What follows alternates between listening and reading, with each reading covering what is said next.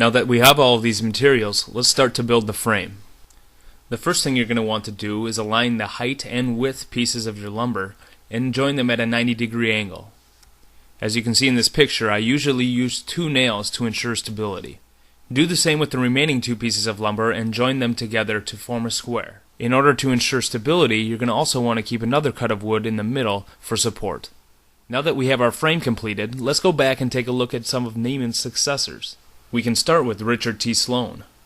Sloane is an English painter who has established himself as one of the most sought-after artists by creating award-winning paintings which are now widely collected throughout the world.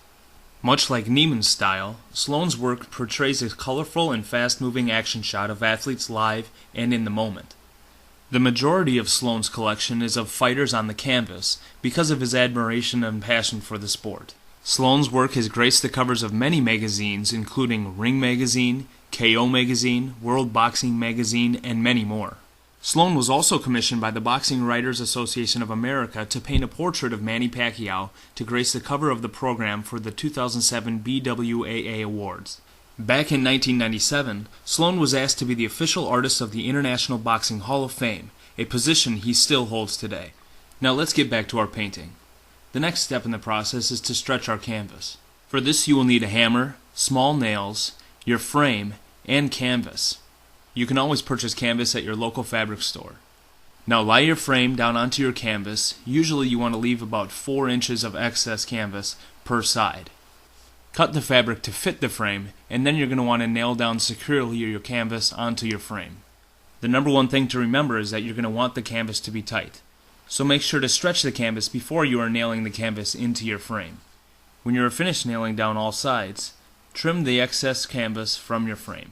When you are finished, it should look something close to this.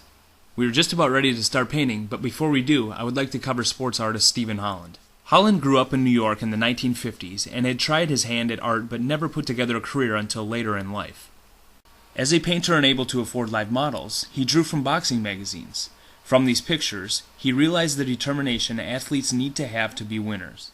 Several years ago, he started by painting Muhammad Ali, and over time he has captured on canvas sports stars from nearly every sport.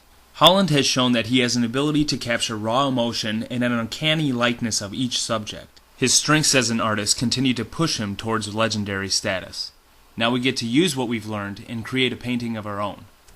Here's the picture I will be using today, and I will show you a step-by-step process on how this painting comes to a finish. Now sit back and enjoy.